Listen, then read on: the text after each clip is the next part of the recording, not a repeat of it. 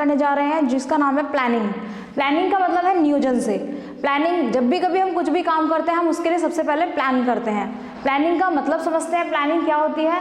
नियोजन वह प्रक्रिया है जिसके द्वारा भावी उद्देश्य, भावी यानी कि फ्यूचर के जो हमारे ऑब्जेक्टिव्स हैं, भावी उद्देश्य एवं उनकी प्राप्ति के लिए किए जाने वाले कार्य को निर्धारित किया जाता है। निर्धारित करना यानी कि पहले से जो भी हमारा प्लान है उसको एग्जीक्यूट कराने के लिए हमें उसके लिए कुछ स्पेसिफिकली प्लान करना पड़ता है कि पर्टिकुलर प्लान को कैसे अचीव करें हम। तो इसके लिए सबसे पहले हमें ये जानना जरूरी है कि जो प्लानिंग है हमारा वो फंडामेंटल मैनेजरल फंक्शन है। हमने मैनेजमेंट के कुछ फंक्शंस पढ़े थे जिसमें फर्स्ट फंक्शन जो था प्लानिंग था। प्लानिंग जो हमारा फंक्शन है उसका ऑर्गेनाइजिंग था, फिर स्टाफिंग, डायरेक्टिंग एंड कंट्रोलिंग था। तो प्लानिंग चैप्टर काफी इंपॉर्टेंट है एग्जाम के पॉइंट ऑफ व्यू से, काफी बार इसमें से क्वेश्चन पूछे जाते हैं और प्लानिंग का प्रोसेस तो एग्जाम में अक्सर क्वेश्चंस में देखने के लिए मिलता है। तो सबसे पहले प्लानिंग, जब भी आप कभी अपनी डेफिनेशन लिखेंगे तो उसको प्लानिंग का मतलब बताइए कि प्लानिंग का मतलब क्या होता है। इवन स्टूडेंट लाइफ से बचपन से ही हम छोटे छोटे प्लान्स बनाने शुरू कर देते हैं। प्लानिंग जो है वो हमारी फर्स्ट स्टेज है, क्योंकि पहले ही जब भी हम कोई काम पूरा करेंगे उसके लिए पहले प्लान करेंगे। कहीं टूर पर जाना है तो उसके लिए हम प्लान करते हैं कि पर्टिकुलर टूर पर जाना है, उसके लिए हम अपना बैग लगाएंगे, अपनी चीज़ों को अरेंज करेंगे। वो सारी चीज़ें हमारा क्या है, वो प्लानिंग प्रोसेस में आता है। प्लानिंग की डेफिनेशन लिखते टाइम पर हम उसे कुछ डायग्रामेटिकली भी शो कर सकते हैं, डायग्राम्स बनाकर। जैसे मैंने ये दो स्पेसिफिक छोटे डायग्राम्स बनाए हैं कि यहाँ पर जो है वेयर वी आर का मतलब क्या होता है कि जहाँ पर मैं हूँ, एंड ये गैप किसको कवर कर रहा है, where we want to reach, जहाँ मुझे पहुँचना है। तो जहाँ जिस स्थिति में मैं हूँ यहाँ से मैंने प्लान बनाना शुरू किया और फिर जहाँ मुझे पहुँचना है वहाँ उस टारगेट को पूरा करने के लिए। तो ये गैप है इन दोनों के बीच का, जो प्लानिंग के थ्रू ही हम कंप्लीट किया जा सकता है। जब तक हम प्लान नहीं करेंगे तब तक हम किसी ऑब्जेक्टिव को पूरा नहीं कर सकते हैं। अब प्लानिंग की डेफिनेशन जो है वो दी गई है यहाँ पर। देखिए ऑर्डिनलनेस की जो डेफिनेशन दी है प्लानिंग की, प्लानिंग के बारे में बताइए, अग्रिम रूप निर्धारित करता है। अग्रिम यानी आने वाले जो हमारी जो भी काम होंगे आने वाले कार्यों पर डिपेंड करता है, जो भविष्य में होने वाली घटनाएं, जो भविष्य होने वाले कार्य हैं। प्लानिंग किस बात का जवाब देता है, हमें क्या करना है, यानी कि कौन क्या करेगा, किस तरह से वो काम किया जाएगा, क्या करना है, इसे किस प्रकार करना है, तो वो तरीका भी बताया गया है, एंड कब करना है। तो एक टाइम इसमें स्पेसिफिक होगा कि इतने टाइम पर मुझे ये काम करना है, तथा इसे किसके द्वारा किया जाएगा। तो उन व्यक्तियों की चर्चा हुई है कि किसके द्वारा इस काम को पूरा किया जाएगा। ये जो प्लानिंग का प्रोसेस है ये किसके लिए है कि उन उद्देश्यों में, विकल्पों में से जो उद्देश्य हमारे उपलब्ध, जो विकल्प है, जो ऑप्शंस है हमारे पास में, उन ऑप्शंस में से सारे उद्देश्य यानी ऑब्जेक्टिव, जो पॉलिसीज बनी हुई हैं और जो कार्य करने के मेथड्स, स्ट्रैटेजीज हैं, उनको अचीव कराने का लिए हम इस प्लानिंग प्रोसेस को फॉलो करते हैं। यानी कि इनका हमें चयन करना भी बहुत ज़रूरी है। तो क्या मेरे ऑब्जेक्टिव्स हैं, क्या पॉलिसीज मैंने बना रखी है, क्या स्ट्रैटेजीज मैं फॉलो करूँगी, प्रोसीजर क्या रहेगा उसको, ये सारा का सारा कंप्लीट करता है हमारा प्लानिंग प्रोसेस। प्लानिंग प्रोसेस की अब कैरेक्टरिस्टिक्स की बात करते हैं। तो कैरेक्टरिस्टिक्स सबसे पहले जानने के लिए आप हमेशा याद रखिए कि प्लानिंग जो है वो हमारा सबसे पहला प्राइमरी एक्टिविटी है, क्योंकि जैसे ही मैंने कोई काम को, किसी ऑब्जेक्टिव को अचीव करना है तो मुझे उसके लिए प्लान करना पड़ेगा। तो प्लानिंग के जब भी हम ऑब्जेक्टिव्स पढ़ेंगे उसके लिए हमारा एक ऑब्जेक्टिव का होना बहुत जरूरी है। जैसे कि यहाँ पर आप इंग्लिश में देख रहे हैं, planning focus on achieving objective. Planning का जो फोकस है वो किस पर बना होता है, किसी उद्देश्य को पूरा करने के लिए। नियोजन का केंद्र बिंदु संस्था के उद्देश्य को न्यूनतम लागत, कम से कम पैसा लगे और ज्यादा से ज्यादा प्रयासों से उसे पूरा किया जा सके, विदाउट वेस्टेज, यानी कि मैक्सिमम तरीके से आप उसे पूरा करें, मिनिमम आपकी वेस्टेज हो, इस बात का हमें ध्यान रखना जरूरी है और तभी हम उस ऑब्जेक्टिव को अचीव कर सकते हैं। अब सेकेंड पॉइंट देखते हैं प्लानिंग का, जहां पर वो कहा गया है planning is a primary function of management. तो प्लानिंग अभी मैंने स्टार्टिंग में बताया था आपको, managerial function, fundamental managerial function है ये, और जिसमें कि क्या है, ये एक प्राइमरी फंक्शन है। प्लानिंग से ही हमारा मैनेजमेंट का जो फंक्शन है वो स्टार्ट हो जाते हैं। तो प्लानिंग प्राइमरी फंक्शन है और ये क्या है, प्रबंधन का आधारभूत एवं प्राथमिक कार्य है। प्राथमिक कार्य यानी सबसे पहले किया जाने वाला कार्य है। अब बात करते हैं इसकी प्रिविसिव नेचर की। तो संपूर्ण संस्था में सर्वव्यापी प्रक्रिया है। जो भी संस्थाएं हैं, चाहे वो मीडियम टर्म हो, लॉन्ग टर्म हो, आपकी स्मॉल टर्म कोई भी ऑर्गेनाइजेशन हो, सभी में प्लानिंग फंक्शन फॉलो किए जाते हैं। चाहे वो टॉप लेवल का मैनेजमेंट हो, चाहे आपका मिडिल या बॉटम, सभी प्लानिंग करते हैं। तो प्लानिंग जो है वो हर तरह की एक्टिविटीज में काम आती है। प्लानिंग एक निरंतर चलने वाला प्रोसेस है, यानी कि ये कॉन्टिन्यूअस प्रोसेस है। कॉन्टिन्यूअस होता है, जैसे ही आपका एक ऑब्जेक्टिव अचीव हो जाएगा तुरंत आपका नेक्स्ट ऑब्जेक्टिव के लिए प्लान शुरू हो जाता है। तो ये निरंतर प्रोसेस चलता रहता है। ये प्रोसेस जो है ये अनंत काल चलने वाला प्रोसेस है कि जब तक आपका ऑब्जेक्टिव, जिस उद्देश्य के लिए आपने संस्था बनाई है, जब तक वो पूरा नहीं हो जाता है तब तक आपका प्लानिंग का प्रोसेस काम करता रहेगा। एक ऑब्जेक्टिव अचीव हुआ तुरंत दूसरे के लिए आप प्लान करने लगते हैं, जैसे ही आपका दूसरा अचीव हुआ आप तीसरे के लिए प्लान करने लगते हैं। तो प्लानिंग प्रोसेस हमें ध्यान रखना है कि कंटिन्यूअस प्रोसेस है। प्लानिंग इन्वॉल्व डिसीजन मेकिंग, जब भी कभी हम कोई प्लान करते हैं तो उसमें हमारा डिसीजन बहुत इंपॉर्टेंट रोल प्ले करता है, क्योंकि डिसीजन जो होता है, डिसीजन ग्रुप ऑफ पर्सन से डिसीजन लिए जाते हैं और प्लानिंग के अंदर हमेशा डिसीजन मेकिंग पावर रहती है। तो जो प्लानिंग है वो क्या करता है, नियोजन में निर्णय की प्रक्रिया में सम्मिलित होती है, यानी कि निर्णय लेने का क्या निर्णय लिया जाएगा, किस प्लान को किस तरह से एग्जीक्यूट किया जाएगा, उसकी स्ट्रेटेजी क्या होगी, पॉलिसीज और प्रोसीजर क्या रहेगा, ये सारी चीजें, बजट का ध्यान रखना, ये सारी चीजें यहाँ पर डिसीजन मेकिंग पावर में आती हैं, कि इसमें एक पावर है कि वो डिसीजन भी ले सकता है प्लानिंग प्रोसेस में। और नेक्स्ट है यहाँ पर बौद्धिक प्रक्रिया। बौद्धिक यानी कि हमारे मस्तिष्क की प्रक्रिया की बात करता है, हमारे दिमाग की प्रक्रिया की बात करता है। विवेकपूर्ण ढंग से विश्लेषण करके निर्णय लिए जाते हैं, एनालिसिस किया जाता है जब भी कोई निर्णय लिया जाएगा, यानी कि जब भी कोई डिसीजन लिया जाएगा उस डिसीजन पे पहले उसका एनालाइजेशन करना पड़ता है, उसको एनालाइज करना पड़ता है, इंटरप्रिटेशन करना पड़ता है उसका, जिससे कि फ्यूचर में जो भी हम डिसीजन ले रहे हैं उसका कोई गलत इफेक्ट ऑर्गेनाइजेशन पर ना पड़े। तो इसलिए कहा गया प्लानिंग जो है वो मेंटल एक्सरसाइज भी करती है। जितना ज्यादा हम प्लान करते हैं, जो हमारा प्लान सक्सेस होता है, जो अनसक्सेसफुल होता है, दोनों में हम कंपैरिजन स्टडी करते हैं, क्या कमियां रह गई हैं उन कमियों को ठीक करते हैं। इसीलिए इससे हमारी मेंटल एक्सरसाइज भी होती रहती है, नए नए आइडियाज हमें मिलते हैं, प्लानिंग में इनोवेटिव आइडियाज होते हैं जिन्हें हम इंप्लीमेंट करते हैं। और प्लानिंग जो है वो फ्यूचरिस्टिक है। फ्यूचरिस्टिक यानी कि भविष्य में, अग्रिम प्रक्रिया है, यानी कि आने वाले टाइम में जो भी चीजें होने वाली है उसके लिए हम पहले से प्लान करते हैं। तो प्लानिंग जो है काफी इंपॉर्टेंट है। प्लानिंग के आगे हम जब भी कभी पढ़ेंगे, इसका जो मतलब प्रोसेस है हमारा, वो प्लानिंग का प्रोसेस पढ़ेंगे।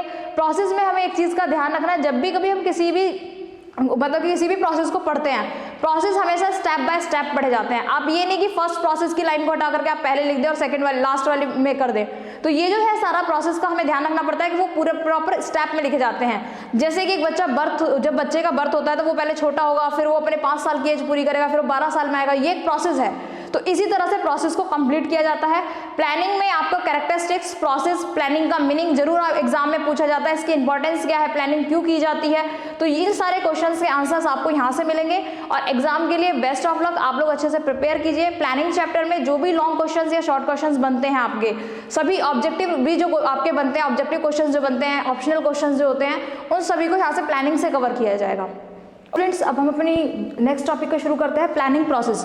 ये प्लानिंग चैप्टर का ही है और प्लानिंग चैप्टर में जो प्लानिंग प्रोसेस है ये इंपॉर्टेंट है, एग्जाम में काफ़ी बार पूछा जाता है।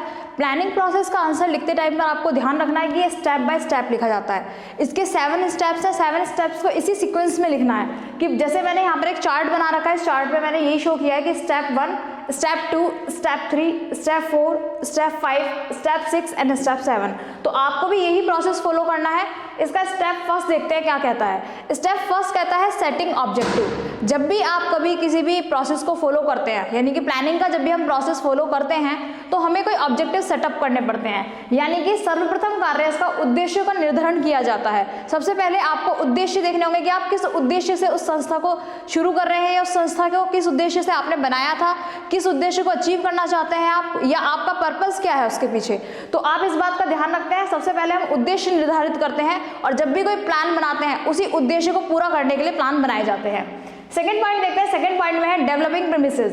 प्रीमिसेस का मतलब क्या होता है? प्रीमिसेस का मतलब होता है यहाँ पर कि नियोजन करने के लिए प्रबंधक को कुछ मान्यताएं निर्धारित कर लेनी चाहिए। मान्यताएं यानी अवधारणाओं से है। मान्यताएं क्या होती है? जब भी कभी हम कुछ भी प्रोसेस करेंगे प्लानिंग का फॉलो, तो प्लानिंग का प्रोसेस फॉलो करते टाइम हमें ये ध्यान रखना चाहिए कि हमें कुछ पहले से सेटिंग ऑब्जेक्टिव के साथ में कुछ प्रीमिसेस सेलेक्ट करने पड़ेंगे, कुछ अवधारणाएं सेलेक्ट करनी पड़ेंगी। जैसे कि अगर मैं छोटा सा एक एग्जाम्पल दूं, जैसे सरकारी नीतियां हैं तो सभी में कुछ प्रीमिसेस यानी पहले से डिफाइन होते हैं, कुछ अवधारणाएं होती हैं जिनको फॉलो कराया जाता है। तो इसके लिए हमें उन मान्यताओं का जरूर ध्यान रखना पड़ेगा और ये प्रबंधक को करनी पड़ेंगी, मान्यताएं जो है वो निर्धारित। नेक्स्ट इसका पॉइंट है, नेक्स्ट पॉइंट में दिया गया उद्देश्यों का निर्धारण एवं मान्यताएं निश्चित कर लेने के पश्चात, यानी कि जब आप मान्यताएं निर्धारित कर चुके होंगे उसके बाद में उन पर कार्यवाही करना नियोजन प्रक्रिया का अलग चरण होगा। कार्यवाही यानी कि identifying alternate course of action, उनको आइडेंटिफाई करना होगा आपको, उसका क्लासिफिकेशन प्रॉपर करके आइडेंटिफाई करना है कि क्या वो उस जो ऑब्जेक्टिव है हमारा उसे पूरा करने के लिए वो सेटिस्फाइंग कंडीशन में है या नहीं है। आपको ये चेक करना होगा कि उसको पर्टिकुलर एक जो भी आपने प्लान जो भी एग्जीक्यूट कराना है, आगे प्लान फॉलो करना है, तो उसका आइडेंटिफिकेशन बहुत जरूरी है, जिससे कि हमें ये हो जाए कि जो भी मैंने प्लान या पॉलिसीज बनाई है वो उसमें आइडेंटिफाई करने से ये पता लग जाएगा कि वो परफेक्टली बनी है या नहीं बनी है, उसमें क्या कमियां हैं जो मैं पूरी कर सकती हूँ। नेक्स्ट इसमें आता है विकल्पों का खोजकर उनका मूल्यांकन किया जाता है। Evaluating alternative course of action, यानी कि fourth step. Evaluating alternative course of action में हम ये देखते हैं कि जो भी हमने विकल्प, जो ऑप्शंस थे हमारे सामने, उनको खोजा जाता है, पर्टिकुलर ऑप्शंस खोजे जाते हैं। हर एक सीक्वेंस को फॉलो करने के 2-2 3-3 मेथड होते हैं, उन मेथड को खोजा जाता है और मेथड का पता किया जाता है कि कौन सा उसमें परफेक्टली सेटअप होगा। तो उन विकल्पों को खोजकर उनका मूल्यांकन यानी उनका मेजरमेंट किया जाता है, क्या एक्चुअल में वो उस काम के लिए पूरे हो सकते, जो ऑब्जेक्ट हम अचीव करना चाहते हैं उसे पूरा कर सकते हैं या नहीं कर सकते हैं। तो उसका इवैल्यूएशन बहुत जरूरी है इसके लिए।